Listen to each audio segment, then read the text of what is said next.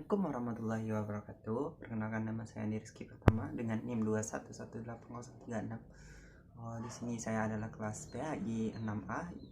Akan menjelaskan praktik mengajar materi pembelajaran fikih pada kelas 8 MTSN. Yaitunya materinya yaitu tentang dengan itikaf hati menjadi baik dan menjadi tenang.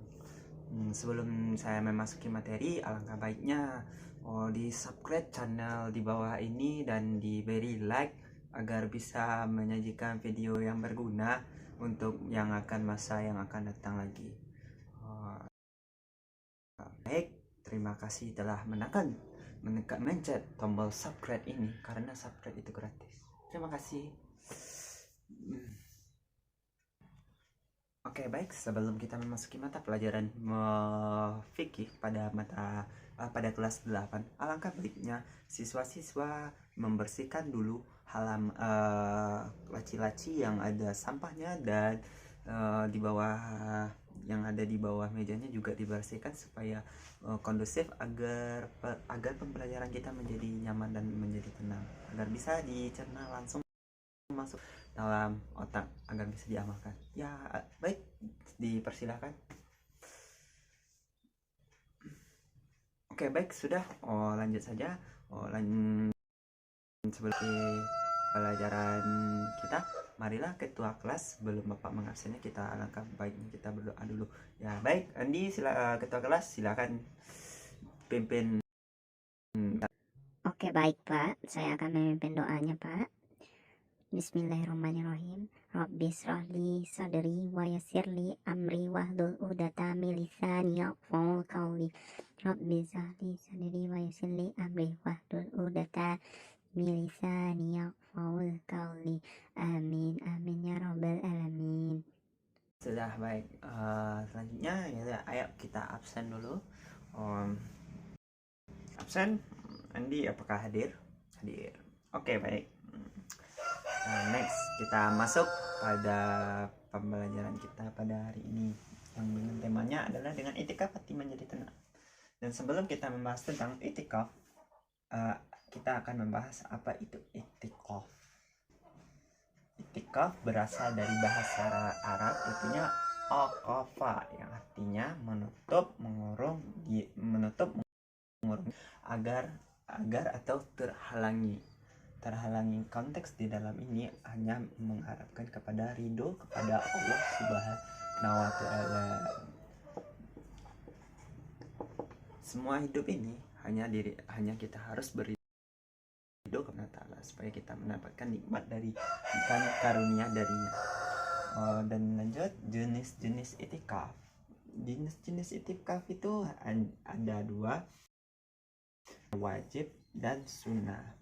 Jika amalan menjadi wajib, yaitunya amalannya semata-mata karena ibadah, mengharapkan diri kepada Allah Subhanahu wa Ta'ala agar mendapatkan rahmat dan karunia-Nya seperti yang al-aqafah tadi. Dan jika amalannya menjadi wajib, dikarenakan misalkan kita akan nazar, sepertinya kita akan misalkan kita sakit seperti itu, kita berharap agar mendapatkan kesembuhan dari Allah Subhanahu wa Ta'ala, kita menjadikan itikaf menjadi nazar, dan itu hukumnya akan menjadi wajib. Dan lanjut pengertian dalam konteks ibadah dalam Islam adalah berdiam diri dalam masjid yang artinya itikaf dalam rangka untuk mencari keridhaan Allah dan bermuhasabah atau introspeksi atas perbuatan orang yang sedang beritikaf. Disebut itu kalau nggak salah muktalif. Jenis-jenis itikaf yaitu disyaratkan antara dua macam. Itikaf bisa menjadi sunnah dan bisa menjadi wajib. Akan masuk dengan waktunya itikaf. Itikaf itu wajib tergantung pada berapa lama waktu yang dinazarkan. Sedangkan itikaf sunnah tidak ada batasan waktu tertentu. Kita boleh kapan saja dan di mana saja, siang hari, malam, lama atau singkat kita mengadakannya. Hanya kita mengharapkan ridho kepada Allah Subhanahu wa Ta'ala. Ya, Ali bin Umayyah berkata, sesungguhnya aku berdiam di dalam satu masjid tak lain itikaf. Syarat-syarat itikaf yaitu yaitunya adalah kita beragama Islam atau Muslim, niat, balik dan berakal, suci dari hadas, haid dan nifas. Nah, dilakukan di dalam masjid. Oleh karena itu, itikaf tidak sah bagi orang yang bukan muslim atau anak-anak yang belum dewasa atau orang yang terganggu kewarasannya, orang yang dalam keadaan junub, wanita dalam masa haid dan nifas. Kita masuk kepada rukun-rukun itikaf.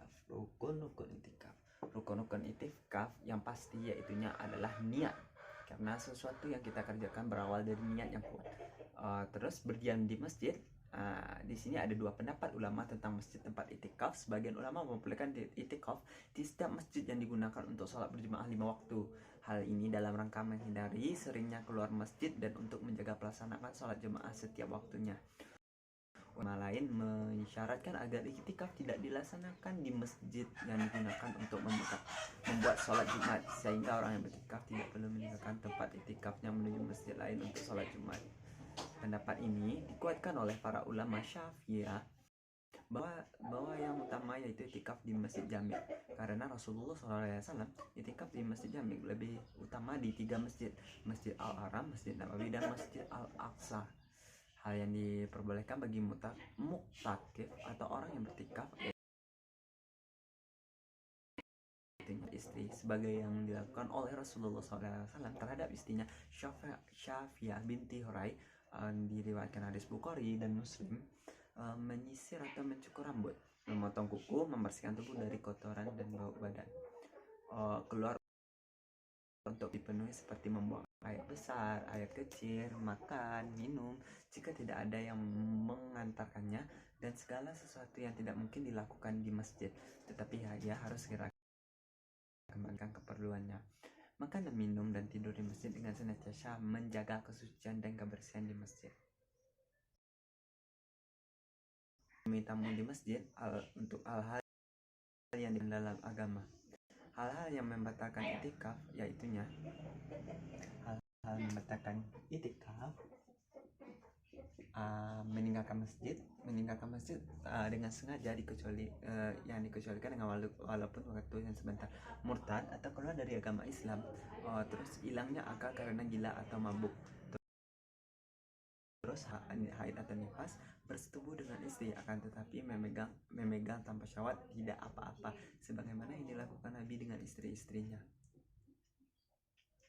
Pergi sholat Jumat bagi mereka yang memperbolehkan itikaf di surau yang tidak digunakan untuk sholat Jumat. Ingat, misalkan contohnya pada saat sekarang ini yaitunya musola yang tidak diikat pada sholat Jumat. Sekian yang bisa Bapak sampaikan tentang itikaf. Apakah ada anak-anak yang ingin bertanya atau yang tidak paham dengan penjelasan yang Bapak jelaskan tentang itikaf ini?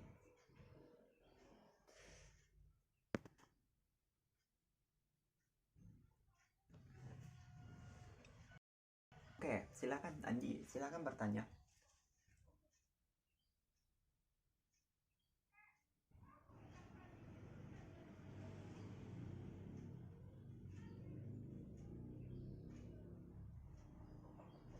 Oke, baik.